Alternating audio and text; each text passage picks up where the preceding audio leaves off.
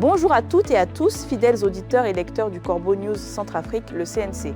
Quel plaisir de vous retrouver pour une nouvelle chronique d'actualité, une chronique qui promet d'être, comme d'habitude, pleine de piquants et de vérités qui dérangent. Aujourd'hui, on va parler de ce fameux sursaut national, de cette renaissance centrafricaine dont tout le monde parle, mais que le dictateur Faustin semble vouloir ignorer. Pour décrypter cela avec moi, j'accueille notre excellent journaliste de terrain, Anselme Bata. Bonjour Anselme Bata. Bonjour Gisèle Moloma et bonjour à tous nos auditeurs. Je suis ravi d'être là pour aborder ce sujet qui agite la République centrafricaine. Alors, Anselme Bata, le Rassemblement unitaire brise le silence et lance un appel solennel. Qu'est-ce qu'il faut retenir de ce message? Exactement, Gisèle Moloma. Le Rassemblement unitaire a choisi de rompre son silence et d'adresser une déclaration très forte à l'ensemble de la population centrafricaine. Dans un message énergique, diffusé depuis Paris, cette organisation politique, par la voix de son coordonnateur général, le prêtre Jean-François Akonji Kambé, convie chaque citoyen à s'impliquer activement pour redéfinir l'avenir de notre pays. Pour ce mouvement, la situation présente appelle une riposte collective sans tarder, afin de rendre à la nation sa dignité et sa force. Alors Anselme Bata, quand on lit ça, redéfinir l'avenir, redonner à la nation sa dignité et sa force, on comprend bien que le Rassemblement unitaire estime que le dictateur Faustin Archange Touadéra a tout simplement spolié cette dignité et cette force à notre pays. C'est ça l'idée? Exactement Gisèle Moloma. C'est la lecture évidente. Le prêtre Jean-François Akonji Kambé insiste sur le fait que la République centrafricaine représente le bien commun et le trésor le plus précieux de ses habitants. Selon cette organisation, le salut de la nation repose dorénavant uniquement entre les mains de ses propres enfants. Le Rassemblement unitaire estime que les générations d'aujourd'hui ont le devoir moral de relever la patrie devant l'histoire et le monde, mais aussi pour le bien-être de nos descendants. Cet engagement est mis en avant non comme une simple option, mais comme une obligation patriotique absolue.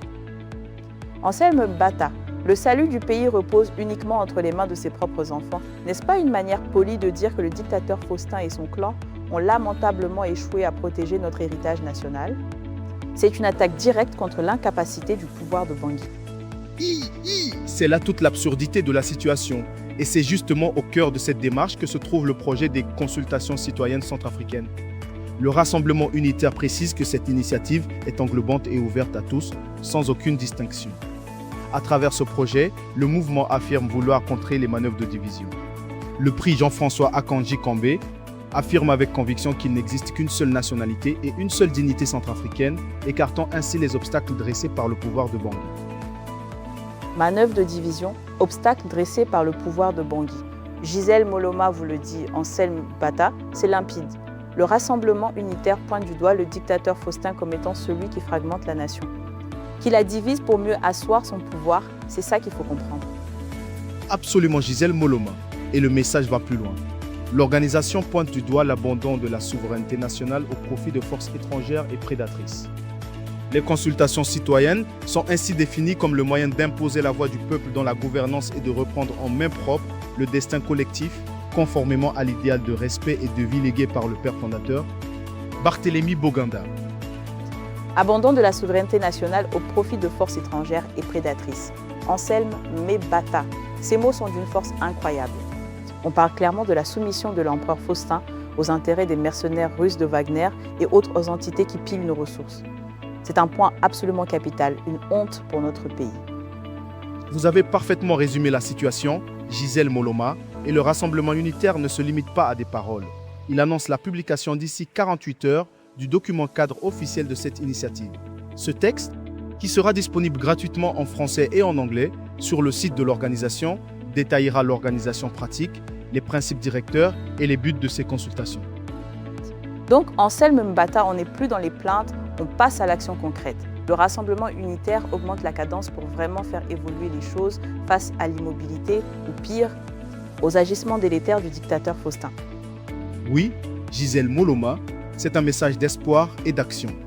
Le prêtre Jean-François Akonji Kambé et ses équipes se déclarent prêts à recueillir les propositions de la population, affirmant que le moment est venu d'agir exclusivement pour et avec le peuple centrafricain.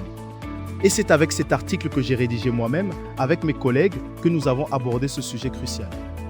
Pour toute information, n'hésitez pas à contacter Corbeau News Centrafrique au téléphone ou sur WhatsApp au numéro suivant plus 236 75 72 18 21 ou le 70 16 44 65.